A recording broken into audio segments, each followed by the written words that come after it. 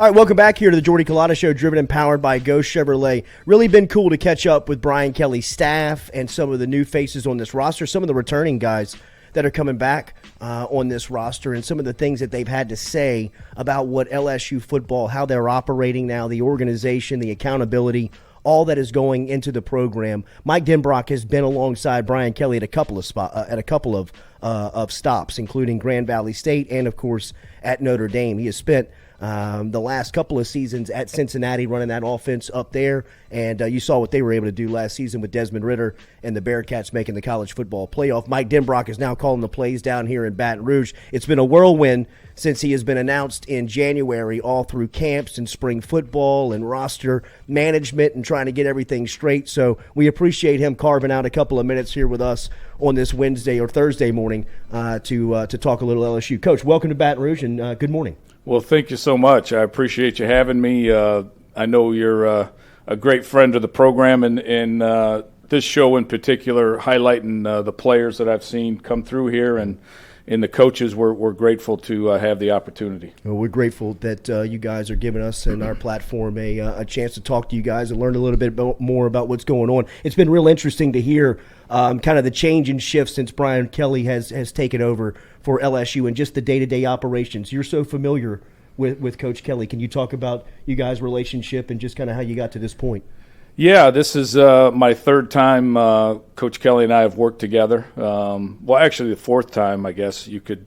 We were GAs together at a Division II school in Michigan called Grand Valley. That's where I went to school and played college ball. And this young man shows up from the East Coast, and we got to be friends and worked as GAs there together. I kind of went on about my journey, ended up going to Michigan State as a GA and Illinois State. And in the meantime, Brian had stayed at Grand Valley, kind of got the head coaching job there. The minute that he did, the phone rang, and we got back together again. I went back to Grand Valley and worked with him there for 7 seasons before other ventures came along and moved around like a lot of coaches do. When he worked his way through the head coaching ranks and did such a great job at so many programs. Obviously Notre Dame paid attention to all that and hired him as the head football coach. The phone rang again, and back to South Bend I went for a second time. I was there with Coach Willingham earlier in my career, and then LSU happens, and here we are, like a bad penny. I just you can't get rid of me when you want to. You mentioned it at your press conference right before spring that you have worked very hard in your coaching career to get to this point. I think you were talking about just the opportunity to call plays at an SEC school like LSU. Take me a little bit through your journey and how you wound up here in Baton Rouge. Yeah, I mean, it's been, like most coaches, a number of different stops along the way from, being with Brian in the early days and then kind of breaking away and going and doing my own thing. I was very fortunate to get on at Stanford with Tyrone Willingham through some mutual friends, and spent a lot of time early in my career as a tackle tight end / offensive line type of coach. And what moving into more of a coordinator role, I think, over my time has allowed me to do is, when I was at Notre Dame with Brian and coordinating the offense, I was actually the wide receiver coach. Had an opportunity to coach quarterbacks and wide receivers and running backs and kind of get a full perspective of offensive football, if you will. I will say one of the things that I think benefited me tremendously when Brian and I were together at Grand Valley years ago.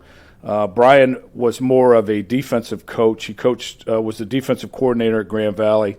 We got an opportunity after the 1995 season. This is a long time ago for everybody. I'm sorry if I'm dating myself a little bit, but him and I actually swapped jobs. So he took over the offense because he felt like he wanted to get in a position where he was more of a play caller and kind of had a more of a perspective, and I became the defensive coordinator. Wow. And talk about an education in, how teams scheme to take things away and what you need to do defensively to and really how to take advantage of some of those things, I hope.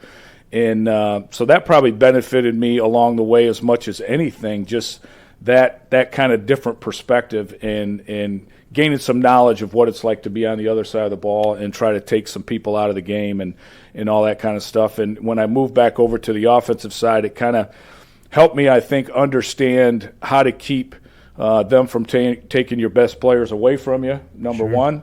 And number two, just trying to instill maybe that defensive philosophy about playing hard and togetherness and unit strength and how important that is even on the offensive side of the ball. That is a cool project, I guess, internally from a coaching standpoint. I mean, it takes some guts, right, to make that type of move. It does. And, one thing about Coach Kelly that I've always admired, and there's many things, but in particular, his ability to be light on his feet, see where the game is going, not afraid to make changes or adjustments or, where things are needed to enhance the program. He's going to move in a direction that makes sure things become, easier for the players, more productive for the players, and therefore develop a better program along the way. Yeah, we've seen offenses, and you mentioned it a couple of times, being multiple, right? You want to be able to be multiple. Whatever defenses give you, you want to be able to react, or at least you kind of dictate how they're going to play. How have you seen offensive football change, I guess, over the last decade to where it is now? Yeah, I mean, it's gone a lot more, obviously, to a more spread out way of playing the game of football and trying to utilize, space and grass and where the holes are, getting the football into those spaces and allowing the athletes to kind of do what they do. Yeah. Guys, there's guys on every team that are explosive and need to touch the football, and finding ways to create space for those guys in defensive structures is really where the game's kind of gone to.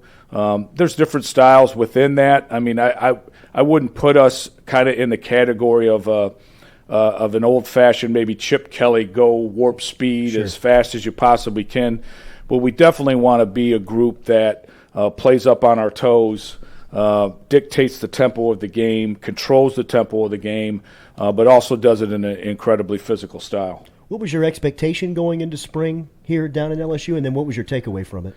Yeah, I mean, I think going in it was just I was more in evaluation mode, I think, trying to get a better feel for personnel, where we were, trying to kind of gauge how we needed to use the system that Coach Kelly and I and myself being at Cincinnati the last few years had developed over the years and how it fit the guys that we had in the program. And, where does that go? Does that turn more towards throwing the football? Does that turn more towards leaning on the running backs and the offensive line? What does that exactly look like? And that was probably headed in, was an answer that we had to, kind of come up with. I don't know that we got a full answer. I think we've got some glimpses. Yeah. That we've got obviously a very talented wide receiver room.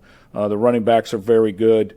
So the edges of our offense, I think, are the skill level is can match up with anybody. So we've got to take advantage of that with what we do. So I think that I came away with that. I love the improvement that the offensive line made over the course of the spring. We moved a lot of guys around purposefully to try to get a feel for who fit best where, who was going to kind of be those guys. And I think we sorted that out a little bit. We've got some more work to do there as we head into fall camp. And then obviously, the quarterback situation. I don't know, in today's college football world, I don't know anybody who's got a better quarterback room than we do when it comes to not only knowledge of the game but talent. Maybe a lot of those guys, we've got a couple guys with experience and a couple guys that don't have experience, as much experience, but the talent level there and the ability to distribute the football and run the offense is at a very high level. So it's exciting. You guys did an incredible job of rebuilding the roster. I mean, when LSU pulled out of that bowl game on the Texas Bowl, it would be hard to fathom how they were going to get to 5 wins next year. But the competitive spirit that you guys have infused into the roster as far as forming competition was really cool to see in spring. I'd say the fiercest piece of competition is at the quarterback spot. I would agree 100%. Well, I think they're in the wide receiver room. I mean, I think there's a lot of guys in that wide receiver room that can make plays for LSU, and we're going to give them the opportunities to do that. I think when you talk about the quarterback situation in particular, it's a little bit of a two-edged sword when you have so many talented guys in there. Fortunately, we've got a lot of guys who also have their mindset on being here at LSU and being part of. It's not a rebuild; it's a retool, if you will, and getting us back at our rightful place amongst the elite of college football. And those kids are committed to that. They've done an incredible job of competing on the field, but also supporting one another and making each other better. And healthy competition, there's nothing like it. And the more you can create it within the individual rooms and have those guys, fierce competitors, get out on the field and you win the job. You go out there and feel like it's your job. Don't lose that. But also, that's your teammate. He's going through the same things you are. Support him, be there for him when he needs you, and just go compete. It seems like the most common compliment you get within football is that you're adaptive. Wherever you've been, you've kind of adapted to the personnel. Your quarterback room has different skill sets to it, right? How do you implement what you want to do, not knowing who your guy is yet, and making sure that you're prepared to play once the season gets here? Yeah, I mean, I think there's a base way that we're going to play offense no matter who the quarterback is. There are certainly some tweaks to it that will happen depending on who ends up inevitably winning the job. So you kind of look at it from a perspective of, okay, as we're installing, here's the basis of who we are. We're going to be built on a strong run game. We're going to run the football effectively, even when they think they know we're going to run it. We're going to play action pass you off of our run game. We're going to RPO you off of our run game and do a number of things with that. And then we want to stretch the football field. We want to throw the ball down the field, and we're going to do what we can to create explosive plays down the field. So if that's your basis, no matter who the quarterback is, then how you tweak it as far as, is it a little bit more of a pocket presence, is it a little bit more of an athletic guy? Those subtleties can be kind of inserted in there at the times that they're needed to when that decision gets made. Will Campbell and Emory Jones have been through here the last couple of weeks, and then Miles Frazier came through here a couple of weeks ago. Very heady football players, smart guys. You mentioned the improvement that you saw on the offensive line. That seems like a really good group as far as guys, new faces, new names, but really competitive. Yeah, I think it's going to be it's fun for me. I mean, I'm kind of a little bit my mind always goes first to the offensive line, just because kind of I was a offensive line GA, and that's kind of where my when I learned the game, I really felt like I learned the game. That's kind of where I learned it from. So my mind first of all goes there. I think we've got an offensive line coach in Brad Davis that is just an incredible teacher, relationship builder, and you see it in that room. I mean, that room in particular is one that has to be in each other's corner. You back them into the corner. All those guys need to have each other's back and fight their way out. And I think we've got the makings of that. I think a lot of progress was made over the spring, as I said. Will Campbell in particular, I mean, Lord have mercy. I mean, the guy should have been, going to the prom. And here he is, dominant on the practice field. And the things that he's not as good at as he feels like he needs to be, he's a tireless worker to correct them and do better. So I think that's spilled over a little bit. And I think some of the guys that were in the room got a little bit of a wake-up call when Will showed up and was playing the way that he was playing. And, again, it just goes back, again, to healthy competition within that room and them understanding that we're going to play the best five guys and we're going to figure out who those best five guys are, and we're going to roll with them. Yeah. Speaking of guys that you add into the mix, Noah Cain sat right where you were yesterday, another one into your running back room that feels like it's kind of pro-ready. John Emery feels like he's a guy. Armani Goodwin's in that room. How have you evaluated that room now that you add Noah Cain into it this offseason? Yeah, I think, they got better and better and better as the spring went along. Yeah. again, there's a number of different skill sets kind of in that room.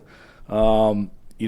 We're an offense that is not afraid to throw the ball to the backs. We're going to get them out in the routes. We're going to use them in the passing game as well as the running game, and I think there's some versatility in that room that can allow us to do that. Adding a Noah Kane to that room, I think adds, a professionalism, if you will. And I don't want to like talk about the guy like he's 50 years old or anything, but he's been through the wars, and obviously coming from the program that he came from is somebody that knows how to do things the right way. You insert a guy like that who's very talented into that room, and what you do is just kind of do the same thing we were talking about with the rest of the crew. You kind of up the ante a little bit, and you put everybody on notice that this train's going to continue to move. We're going to find great players that want to be part of LSU and help this football team win games, and you better bring your best every day. What have you made of your offensive staff? Joe Sloan, Cortez Hankton, you mentioned I Brad apologize Davis and for Frank him Wilson. coming through here, by the way. Coach Sloan is a handful. There's a term up in Louisiana Tech, you got Sloaned. There would be players that ask, how did you end up in Ruston? It's like, Joe Sloan got me here. He recruited me. But you got a lot of good guys on that side of the ball, too. It seems like you got some guys that really enjoy working together. Yeah, I mean, it's funny because I've never worked with any of the full-time coaches before I walked in the door here, and knew about a few of them. Sure. And have crossed paths with them, whether it's be recruiting or standing on the other side of the field from them or whatever. But what an amazing group of men. And it's an honor to be in charge of that room and have a voice in that room. And what I want to create in there more than anything in the offensive staff room is I want to support them in their goals and dreams and help them grow as coaches if I possibly can.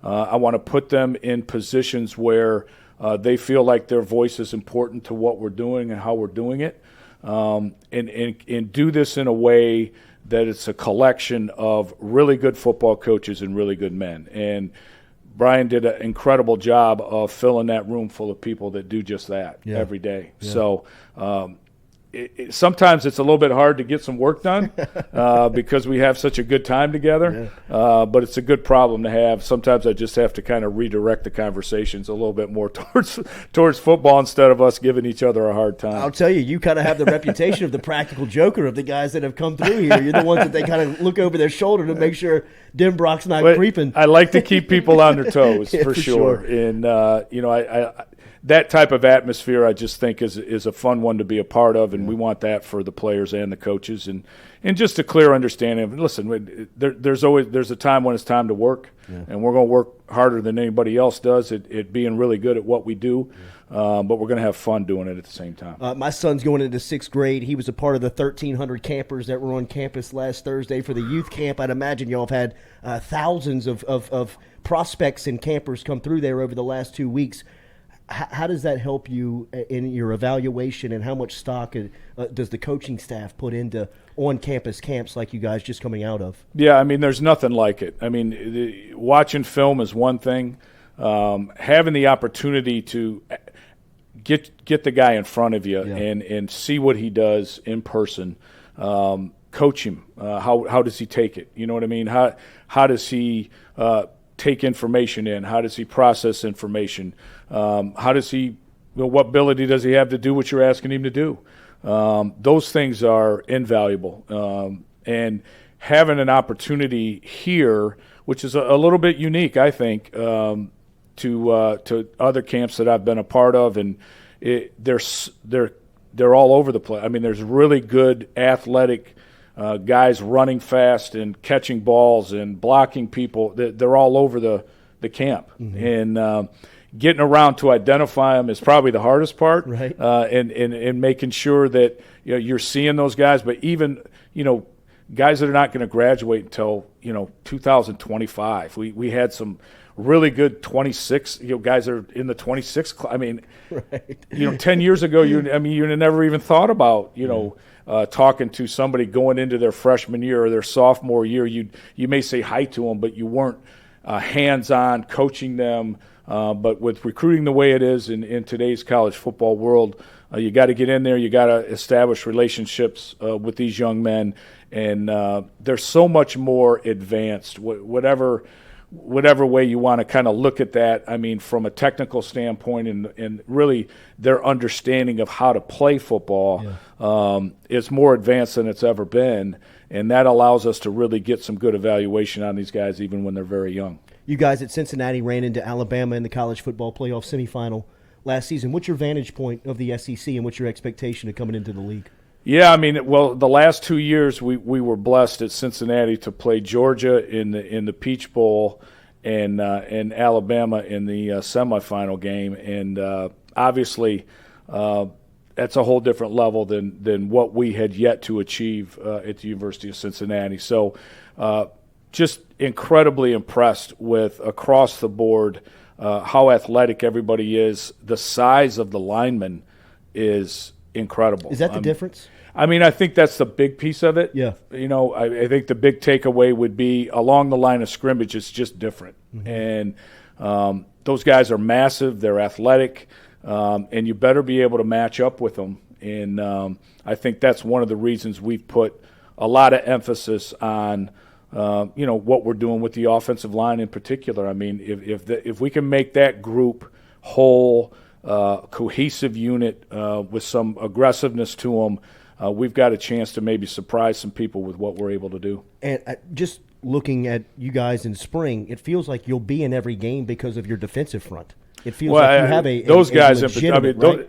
Nothing's. I'm sorry to cut you off, No. Jordy, but those guys in particular on the defensive line, our defensive line is hard to deal with. I'd imagine, and, yes. It's frustrating, but it's in the back of your mind, you're kind of going, man, I'm glad we got all those dudes. Right. And in practice, it's kind of like, Jesus, can we get a pass off? Larry, take a break. Yeah, can you guys just can we roll some guys into the game, please, for a couple minutes so we can get some work done offensively? But those guys are difference makers, and I look forward to watching those guys play in the fall. And I think going back to the competition end of things and that discussion, all that does is make our offensive line better. Yeah. I mean, those guys they better show up every day ready to get after it, and I think it really helped our guys grow as the spring went along. Take me back to the offseason of 2018 at Cincinnati. How close did Luke Fickell, you and the staff, believe that you were close to landing Joe Burrow? To be honest with you, we thought he was coming for sure. Yeah. We thought it was over. There was a portion of people down here that thought that Cincinnati was going to win out. And fortunately, it worked out on both ends for both of us. Yeah.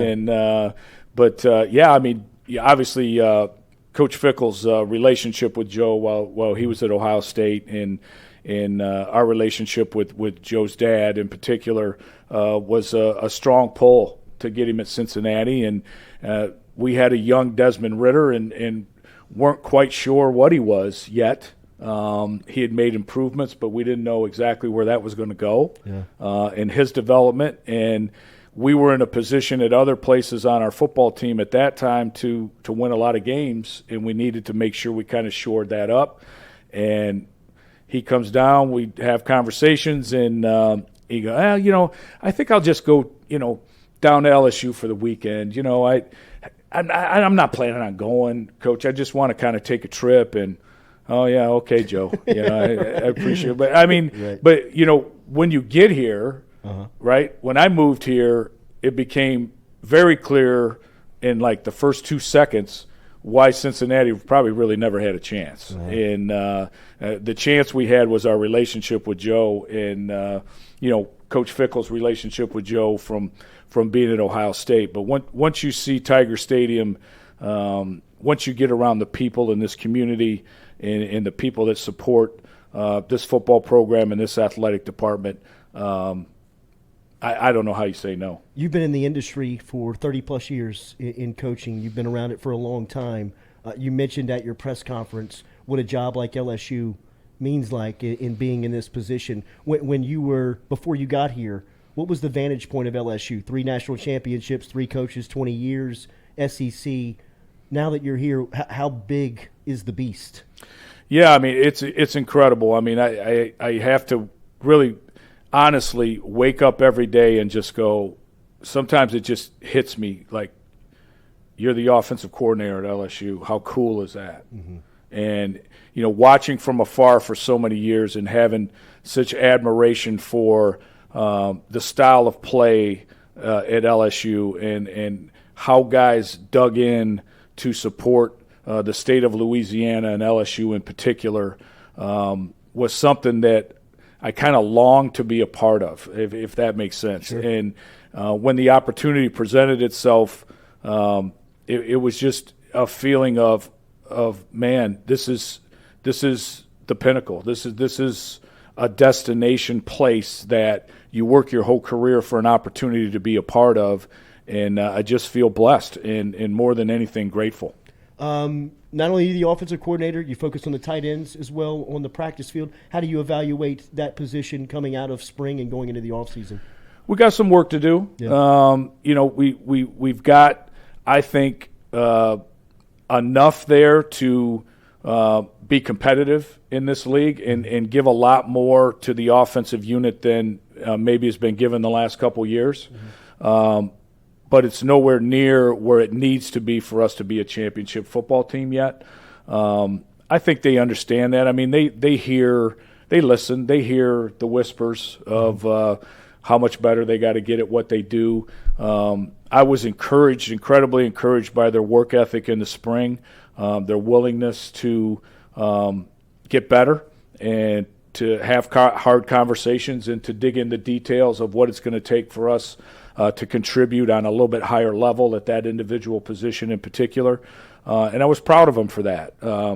But they know there's another level we've got to get to be the type of unit that can be counted on in this league to be consistently good. Can you explain the challenge in what it was like to build this roster to where it is now and what it was like to recruit to that once you hit the ground in Baton Rouge? It seemed like, you guys probably haven't unpacked the box at your houses yet just because of all of the work that you've had to do up to this point. Can you explain what it was like to get to the roster where it is now?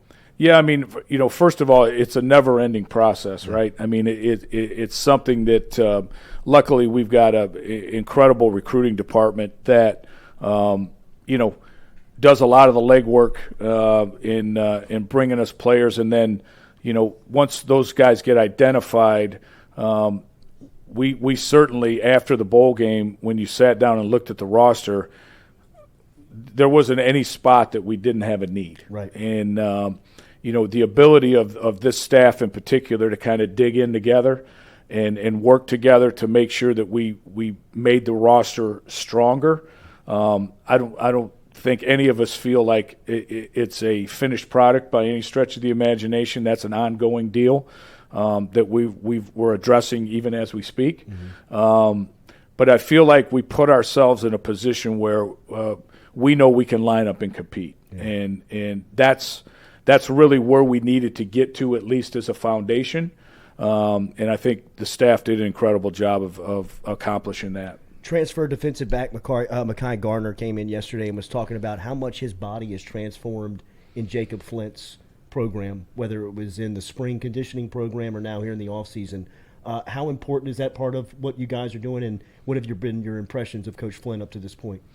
Yeah, I've known Jake, fortunately, for a number of years, and have always loved the way that he works with the individual players and with the group collectively.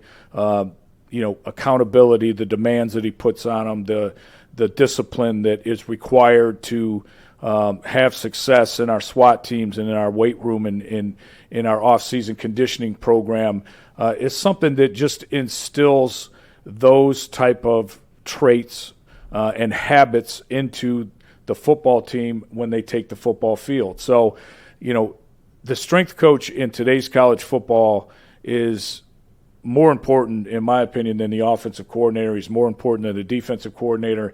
They spend way more time with those guys than we're allowed to by NCAA rule, and that's really where the foundation of who you are at your core gets formed. And you got to have the right guy in that job, and we certainly do. And the players will tell you, the things that are going on there in our conditioning program. And we were out yesterday watching the team run, and we did a team run and kind of a competition drill work and things like that. The guys are getting after it, and they're doing a nice job of digging in and understanding where we're trying to take them and giving themselves the best opportunity to be successful in the fall. You sideline or press box guy?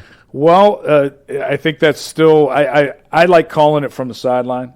I don't think that's ultimately my decision, so I'm going to defer to my boss, and if he decides he needs me upstairs a little bit more, that's where I'll be. I kind of like to be on the sideline just because I like to get a feel for the players. I like to look them in the eye. Sure. I feel like I can make adjustments better from down there just because it's a little bit more of my system that we're kind of installing and something, that Coach Kelly, obviously being the head coach, he's involved with other things. So we'll see how it works out. I was up in the box for the spring game, so I'm comfortable either spot. Have done it either way, but we'll see what the ultimate decision is there. Hunt, fish, golf, any way to get away from it? Love the golf. I love the golf. Yeah. Golf doesn't love me, but I love golf. That kind of thing. So I love to get out and swing. I've got a 10-year-old son who is now old enough to get out on the course with me a little bit and play. But most of my free time is family time. And, with a 10-year-old son, he keeps me busy, keeps me young.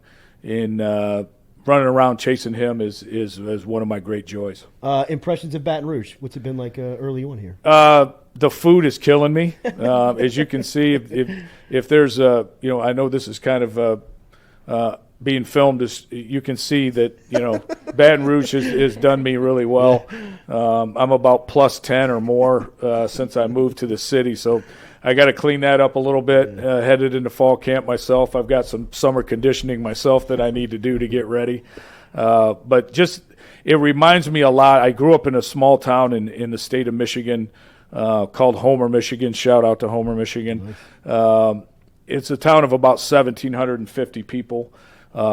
Just a community of people that were, supportive and you felt like they had your back. And I feel the same thing here in Baton Rouge. Mm-hmm. And it's just been an easy transition and really smooth and enjoyable.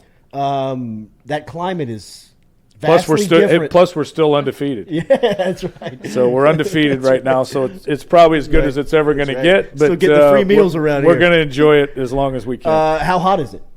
It's warm. Yeah. It's warm. It's different. It's different for sure. But fortunately, I enjoy the heat. I enjoy getting out and working in it. And so I'm looking forward to it.